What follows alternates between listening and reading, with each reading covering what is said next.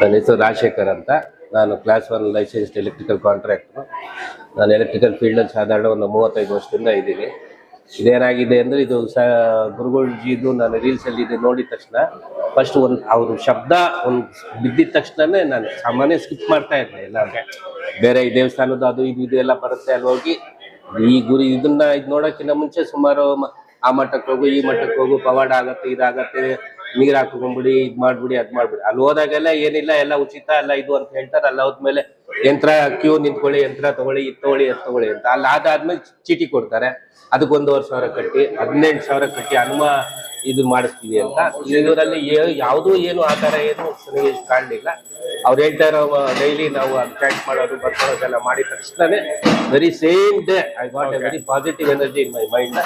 I think everything positively. ಏನಂದ್ರೆ ಇದೊಂದು promotion ಅಂತ ಹೇಳ್ತಾ ಇಲ್ಲ, ನಮ್ಮಲ್ಲಿ ಇರೋ ಇದನ್ನ ಅವ್ರು ನಮ್ಮನ್ನ ಹೊರಗಡೆ ತೆಗಿತಾ ಇದ್ದಾರೆ. Is making us believe in your self. ನೀನ್ ಮಾಡ್ತಾ ಇರೋ ಕೆಲ್ಸಕ್ಕೆ ನೀನ್ ಪ್ರೀತಿ ಮಾಡು, ನೀನ್ ಮಾಡೋ ಕೆಲ್ಸದ ಮೇಲೆ ನಿನ್ಗೆ positive, don't think negative, be good. ಇದನ್ನೆಲ್ಲ ಹೇಳ್ತಾ ಇರೋದು ಒಂಥರ ಬಹಳ ಏನು ಸಾತ್ವಿಕವಾಗಿ ಇಟ್ ಈಸ್. ನಾನು ಹೇಳಲಿಕ್ಕೆ ಬರ್ತಾ ಇಲ್ಲ. Every second good is happening to me. ಆಮೇಲೆ ಹೆಲ್ತ್ ವೈಸು ಅಷ್ಟೇ I have improved a lot. I am giving my maximum time ನನಗೋಸ್ಕರನೇ ನಾನು ಇದು ಮಾಡ್ತಾ ಇದ್ದೀನಿ. ಇನ್ನು ಗುರುಗಳ ತತ್ವಗಳು ಏನಿದ್ರು ನಾನು ಪಾಲಿಸ್ಕೊಂಡು ಹೋಗ್ಬೇಕು. ಯಾಕೆಂದ್ರೆ ಅದ್ರಲ್ಲಿ ಏನು ಕಮರ್ಷಿಯಲ್ ಥಿಂಕಿಂಗೇ ಇಲ್ಲ. ಎವ್ರಿಬಡಿ ಏನೇನಿರುತ್ತೆ ಇನ್ಪುಟ್ ನಿನ್ನಲ್ಲಿ ಇರೋ ಶಕ್ತಿ ಅವ್ರ ಆಚೆ ತೆಗಿಬೇಕು ಅನ್ನೋದೇ ಪ್ರಯತ್ನ ಹೊರತು it doesn't have anything in mind. So that much I thank you very much. ತುಂಬಾ ಜನ ಹೇಳ್ತಿರ್ತಾರೆ ಸುಮ್ಮನೆ ಗುರುಗಳಿತಾರಲ್ಲ. ಇಲ್ಲ ಸರ್, ಆ ತೀರ ಎಲ್ಲೂ ನಾಟ್ ಇವನ್ ಒಂದ್ ವರ್ಡ್ ಅವ್ರ ಬಗ್ಗೆ ನೆಗೆಟಿವಿಟಿ ಅನ್ನೋದೇ ಬರ್ತಾ ಇಲ್ಲ. ಆಮೇಲೆ ಎಲ್ಲಾನು ತೆಗಿತಾರೆ. ಈ ಮೇಕ್ಸ್ ಅಸ್ ಲಾಫ್, ಈ ಮೇಕ್ಸ್ ಅಸ್ ಥಿಂಕ್, ಈ ಮೇಕ್ಸ್ ಯಾವ್ದನ್ನು ಇದಿಲ್ಲ. ಆಮೇಲೆ ಇದು ಮಾತಾಡಿದ್ರೆ ಹೆಂಗೆ ಸಭೆಯಲ್ಲಿ ಇದು ಮಾತಾಡಿದ್ರೆ ಇದು ವಲ್ಗರ್ ಅನ್ಸ್ಬೋದು, ಇದು ಇನ್ನೂ ಅನ್ಸ್ಬೋದು ಅನ್ನಲ್ಲ. ದಟ್ ಈಸ್ ಅವ್ರೇನಂತ ಹತ್ರ ಇದೆಯಲ್ಲ ಎಲ್ಲಾರ್ಗು ಅನ್ಸುತ್ತೆ, oh what is saying is correct. ಯಾರು ನೋಡಿ, ಹೆಂಗಸರು, ಮಕ್ಕಳು, ವಯಸ್ಸಾದವ್ರು, ಇವರು ಬೆಳಿಗ್ಗೆ ಯೂಸ್ ಮಾಡಿರೋರು, ಇಲ್ಲೆಲ್ಲಾ ಬಂದಿರೋರು ಕಷ್ಟದಲ್ಲಿ ಸಿಕ್ಕಾಕೊಂಡು ಹೆಂಗ್ ಆಚೆ ಬರ್ಬೇಕು ಅಂತ. ಯಾಕಂದ್ರೆ ಟುಡೇ ಎಷ್ಟೋ ಜನ ಇಡೀ ದೇಶ ಸುಟ್ಬಿಟ್ಟಿದ್ರು. ಎಲ್ಲಾ ಕಡೆ ಏನೇನೋ ಹೇಳ್ತಾರೆ. Everything finally comes to commercial. ಈ ಹೋಮ ಮಾಡಿಸು, ಇಲ್ಲಿ ಮುಳುಗಿ ಎದ್ದು ಬಾ, ಇಲ್ಲಿ ತೀರ್ಥ ಹಾಕಿಸ್ಕೋ, ಇಲ್ಲಿ ನಿನಗೆ ದೇವ್ರು ಹಿಡ್ಕೊಂಡ್ಬಿಟ್ಟಿದ್ದಾನೆ, ದೆವ್ವ ಹಿಡ್ಕೊಂಡ್ಬಿಟ್ಟಿದ್ದಾನೆ. ನಥಿಂಗ್ ದೇರ್, ಇನ್ ಬಿಲ್ಟ್ ನಮ್ಮಲ್ಲೇ ಇದೆ ಆ ಶಕ್ತಿ. ಅದನ್ನ ಅವ್ರು ನಮ್ಮನ್ನ ತೆಗಿತಾ ಇದ್ದಾರೆ. So hats off to him, it's very great. Till my last breath I will follow him. ಯಾಕೆ ನನಗೆ 3 ಇನ್ಸ್ಪೈರ್ ಆಗಿದೆ. ಮನುಷ್ಯ ಒಬ್ಬ ನೆಮ್ಮದಿಯಾಗಿರ್ಬೇಕು ಅಂದ್ರೆ ಚೆನ್ನಾಗಿರ್ಬೇಕು ಅಂದ್ರೆ ಮನಸ್ಥಿತಿ 3 ಚೆನ್ನಾಗಿರ್ಬೇಕು. ಅಂದ್ರೆ ಮನಸ್ಥಿತಿ ಚೆನ್ನಾಗಿರ್ಬೇಕು, ಮನಸ್ಥಿತಿ ಚೆನ್ನಾಗಿ ಒಂದು ಇದಾಯ್ತು ಅಂದ್ರೆ ಆಗಲ್ಲ. ಒಂದ್ ತಕ್ಷಣ 2 ಎದುರಿಸಿದ್ದಾರೆ. ಇಷ್ಟೊಂದು ದಾನ ಧರ್ಮ ಮಾಡಬೇಕು. ಮಾಡ್ಲಿಲ್ಲ ಅಂದ್ರೆ ಶ್ರೀಮಂತರ ಇದ್ರೆ ನಮ್ಮ ಪರಿಸ್ಥಿತಿ ಈ ತರ ಇದೆ ಅಂತ ತೋರಿಸ್ತಾರೆ. 2 ತುಂಬಾ ಬುದ್ಧನ್ಗೆ ಅವಾಗ ಜ್ಞಾನೋದ ಇದೆ, ನಮ್ಗೆ ಇವಾಗ ಜ್ಞಾನೋದ ಆಗ್ತದೆ.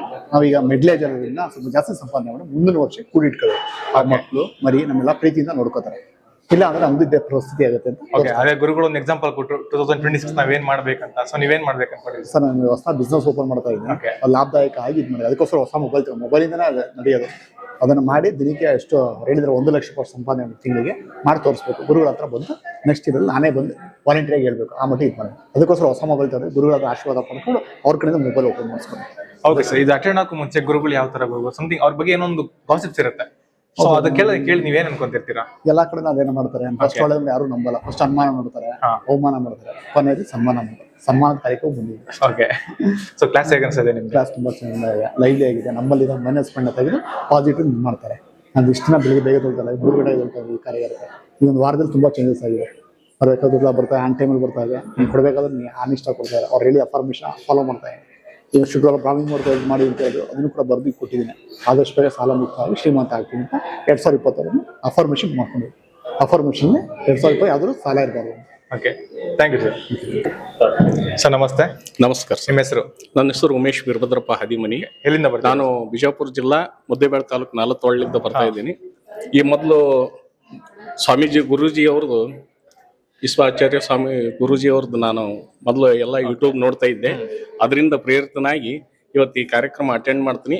ಇದಕ್ಕಿಂತ ಮುಂಚೆ ಅವ್ರು ಏನು ಹೇಳ್ಕೊಟ್ಟ ಕೆಲವೊಂದು ಸ್ಟ್ರಿಕ್ಸ್ಗಳನ್ನ ನಾನು ನನ್ನ ಜೀವನದಾಗ ಅಳವಡಿಸ್ಕೊಂಡಿದ್ದೆ. ಅದ್ರ ರೀತಿ ಎಲ್ಲ ಆಗ್ತಾ ಇದೆ.